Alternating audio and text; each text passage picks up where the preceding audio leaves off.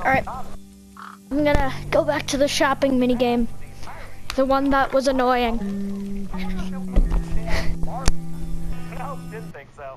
Like, I get all 5 things in, I push, and then the time runs out. It's annoying.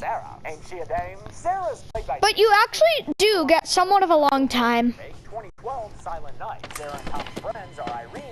Where? Irene is played by Betsy Rue, Oh, I'm up here. also lined up in another horror remake as the nice girl killed in a cornfield in Rob Zombie's Halloween 2. And Axel is played by Kerr Smith, who was that douchey guy Carter in Final Destination. Okay, got all the horror credentials out of the way. Now we can get back to watching 30-year-olds play teenagers.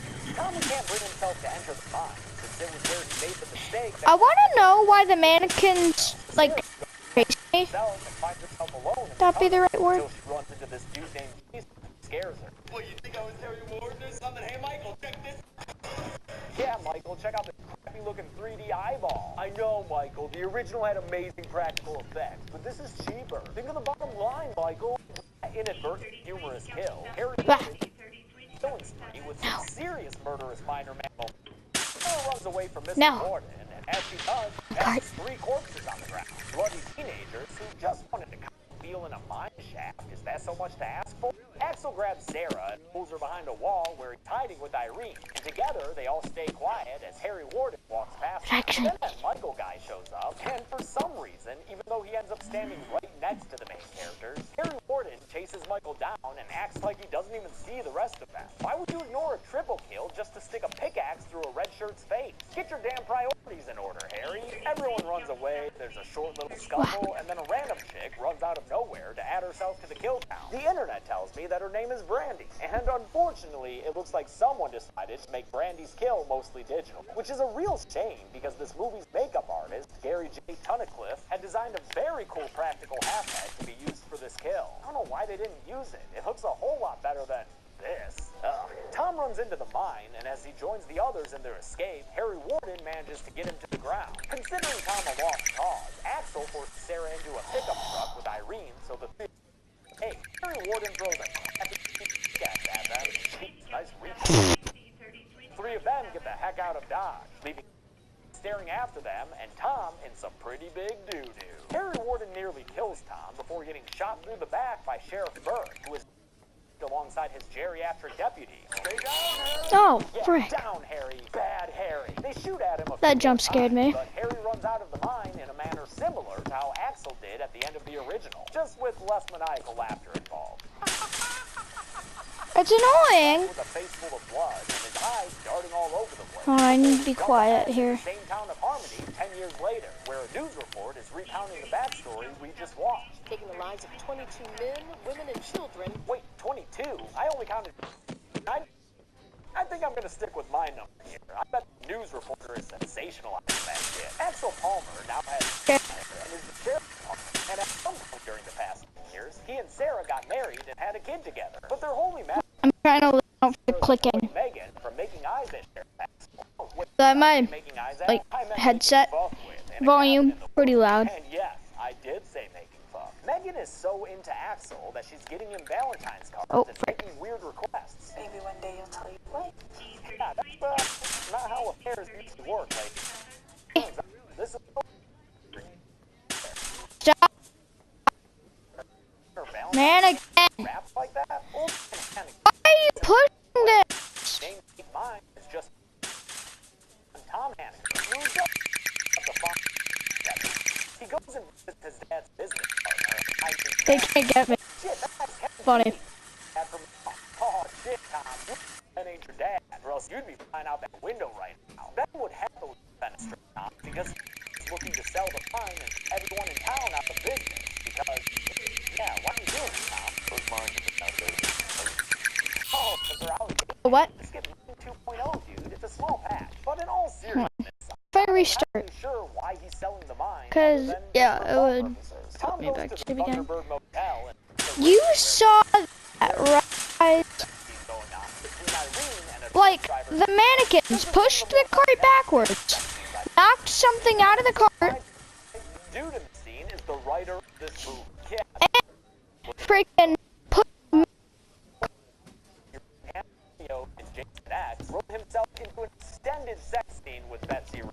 real cool, dude. Then he wrote and even extended her sequence where Betsy Rue is butt-ass naked the whole time, angry at Frank and threatening him with a gun because she found him filming Motel Tryst. When he tries to leave, he gets a pickaxe in the top of his head, but he doesn't fall down until the killer takes the axe out and gives us a 3D split of the camera falls to the ground and records Irene as she runs away. And listen, this chick is naked for more than 5 whole minutes of straight screen time, so I'm just gonna skip to where she hides under a bed so I don't have to censor all that. From underneath the bed, she watches as motel manager Celine comes in looking for her dog, but instead of finding her pooch, she just finds the miner man, who uppercuts her through the jaw with his pickaxe right up into the ceiling and causes a nice explosion to happen and sparks to rain down. Irene's whimpers give away her hiding spot, and after she ends up trapped against the wall behind this wire bed frame, she's killed by a pickaxe swing that goes straight into her gut and splatters blood all over the wall. Sheriff Axel and his deputy Martin check out the crime scene and find Tom's name in the guest book. They also find a video camera with more footage of Betsy Rue naked. Oh, and I guess more importantly, a dude.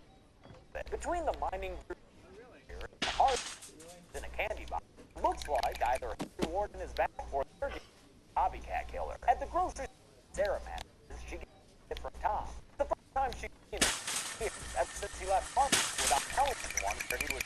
Get down! Messed after seeing her ex-boyfriend again. But the visit ends after Tom sees that she's married Axel and has a family with him now. But apparently, not even having a toe-headed son is enough to make Sarah completely forget about her time with Tom. Oh, wardrobe did such a good job dressing Let me do us up in something. this picture. We almost look like teenagers. Tom heads to the town watering hole where everybody knows Tom Atkins' name, and there he gets decked by the ex-deputy who's angry about how he's closing the mine. It turns into a multi-man scuffle that includes this big miner dude Red throwing 3D punches around, and it only ends after ex-sheriff Burke almost gives himself an aneurysm. Everybody stand down, God damn it! Whoa there, Burke, you watch the ticker. Everyone in town is mad at Tom, not only because he's about to pull a Bain Capital and put them all out of work, but also because away, for Harry mannequin. Warden's massacre, since it was his mistake in the mine that kind of kicked the whole thing off in the first place. Harry Warden killed him. No. He's got a point, Burke. He wasn't the one running around dressed up like... Still, Sheriff Axel is suspicious of Tom, not only because he knows that he still has feelings for him, but also because it looks like Tom was poorly comping him at date. Down, down, down. The next day, Tom visits Sarah again, and she yelled at him for wanting to close the mine. Well, I haven't heard a great reason for it yet, Tom. What, you said it was outdated? That's a real dumb character motivation. Make this character interesting, please. He can't just coast on being played by the dude from Supernatural, which, by the way, the younger Winchester got to be in the much better horror remake of 2009. Tom heads to the mine with his name on it so he can talk to Let me Ben, pause but real since quick. Ben is underground right now. The night before, take him down to the car to find him. While waiting for Ben to show up, Tom walks over to a control panel and his flashback of his fuck with Harry Warden. Next thing you know, the mining man shows up and knocks Tom into the cell. Tom gets locked up, Akon style, with no chance for parole. So all he can do is watch as the mining man approaches Red. Or I guess he could also call out to Red, but he doesn't do that. And so Red gets attacked by who puts a pickaxe through his arm. After they have a little fight, the killer reverses a down pickaxe swing back into Red's forehead, probably killing him right there. But mining man wants to show off to, and not just with a couple of vertigo zooms. So he stabs Red with his pickaxe a whole hell of a lot more time. Measure. Yeah, that's how we do in the respirator world. As Tom tries to break free, Mining Man disappears, so he's long gone by the time the rest of the crew finds Red's body. They free Tom from the cage and heads to the hospital, where he talks to Ben and Sarah. Oh, and Axel too, I guess, sure. He tells them all that Harry Warden must have been the killer, but Axel says that's not true, that's impossible! He claims that her two dads, and highly old Ben here, murdered Harry Warden in an act of vigilante justice, and buried his body out in the woods. Everyone heads to the burial spot, along with ex-Sheriff Burke, who helped cover up the murder, so they can find Harry Warden's body and put an end to the rumor. Now, where was that body? Once we find Warden's escape hatch, it's just beyond there. Go away. Oh, shit, Again. it's by the hatch.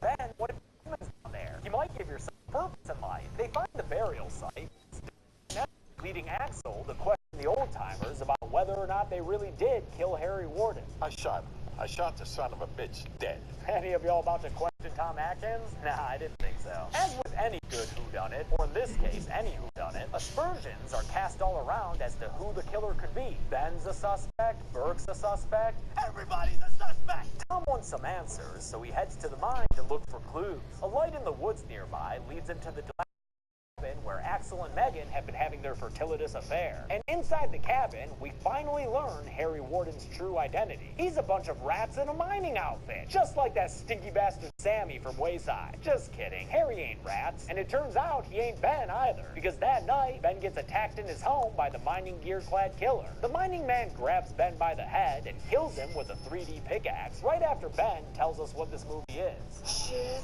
Squishy Zoom Squirt, and that's how you impale a head. His body is found near that hatch in the woods, so Axel surmises that the killer must be one of the people who was meaning if not Sarah, then either Tom Hanniger or ex-Sheriff Burke. Speaking of Sarah, she's currently at the grocery store. Okay, I was about to make a run for it, but that's... Paper, I guess, since apparently they weren't using plastic. The two of them hear some noises, and then the lights stop. So you know the killer's not far behind. They need to do this Tennessee Titans. What follows is standard horror case, but at least shine when the minor man and the grocery store taking the door and takes off the stacks. Here's the end. To the window when realized no one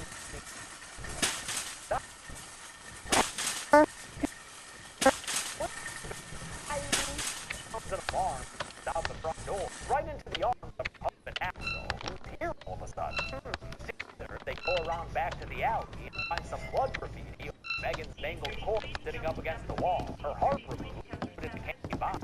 This kill, Tunnicliffe combined Megan's upper half and actress Megan Boone's actual legs for her lower half to make it look more realistic. Great work! The graffiti on the wall says "Be Mine Forever," which is what Megan had written in her Valentine to Axel. And on that note, before Sarah goes to the hospital, she knows all about his affair. I'm not blind, Axel. Back at their Ha! home, Sarah and Axel's Noah watch his car. Huh? The housekeeper Rosa fails to notice the mining murderer walk right into the house. Rosa gets punished for that oversight. There's a cop outside. I'll put my sensitivity back down. Enter, so good thing Burke shows up out of nowhere to tell her the killer's inside. She heads inside, There we go. but only finds Noah creepy crawling around the couch. Burke, meanwhile, What goes is around this? the side of the house and gets himself killed by a pickaxe uppercut Need that. jaw and stays quite some time in the of the movie. They had a figure of Burke with a terrible jaw that was big magnets, as well as a separate pickaxe prop that Tom Atkins could have coming out of his mouth. It's all combined to great effect. The killer flies out and bits. Damn, I guess that means no more Tom Atkins, though. Tom calls Sarah at the hospital and picks her up, telling her Harry Warden killing people. Now he thinks it's her husband Axel. Then Axel calls Sarah, look at little Miss Popular over here, and tells her what the Tom. Past 7 years. When Tom gets home, she takes matters Yeah. steering wheel into her own hands and drives his car off the road, crashing it head-on into a 3D tree branch. She runs away